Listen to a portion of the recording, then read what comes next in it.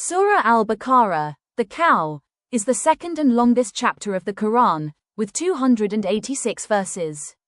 It is named after the story of the cow mentioned in verses 67 to 73. Revealed mostly during the Prophet's early years in Medina, its revelation continued over nearly a decade. Verse 281 is believed to be the last verse of the Qur'an revealed.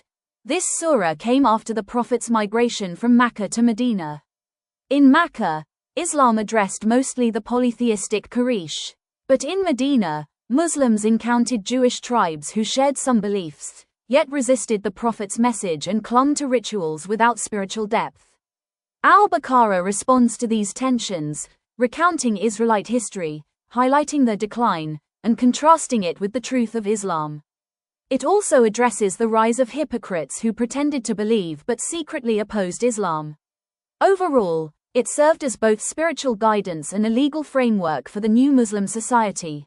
The surah emphasizes the Quran as divine guidance, dividing people into believers, disbelievers, and hypocrites. It calls for worship of Allah alone, retells Adam's creation and human struggle, and reminds the children of Israel of their past and the deviation from scripture.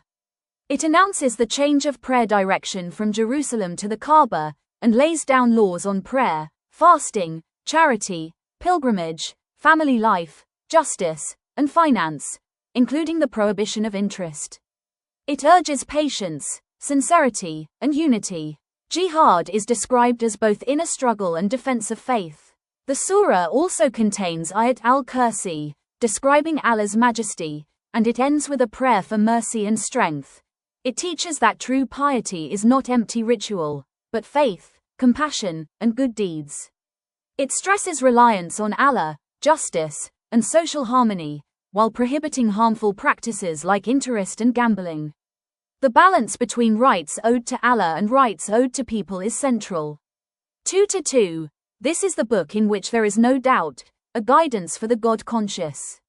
This verse declares the Quran as the ultimate source of certainty and direction for those who seek Allah. 2:30. The appointment of Adam as Allah's vicegerent on earth. It highlights human responsibility. Though flawed, mankind was chosen to carry trust, knowledge, and leadership under divine guidance. 2-62. A promise for believers, Jews, Christians, and Sabians. It shows Allah's justice, affirming that sincere belief in Him and the last day, coupled with good deeds, leads to reward, removing fear and grief. 2-143. We made you a middle nation, witnesses over mankind. This verse defines Muslims as a balanced, just community. Remarkably, it sits at the exact center of the surah, symbolizing balance itself.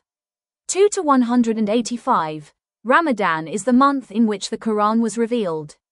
It highlights Ramadan's sacredness, where fasting is tied to spiritual discipline and gratitude for divine revelation.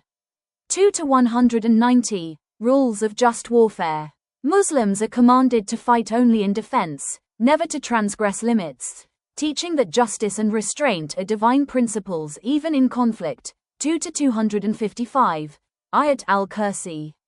This verse describes Allah's sovereignty. He is ever living, all-sustaining, neither slumber nor sleep overtakes him. His throne encompasses the heavens and the earth, and his knowledge is infinite. It is considered the greatest verse in the Quran, often recited for protection and strength. 2-275. The prohibition of interest. It warns that those who consume usury will rise on Judgment Day like one driven mad by Satan. Trade is lawful, but interest is forbidden to protect justice, fairness, and compassion in society. 2-286. The surah's final verse. It reassures that Allah never burdens a soul beyond its capacity. The prayer within seeks forgiveness, mercy, and help in carrying responsibilities, ending with hope and divine support.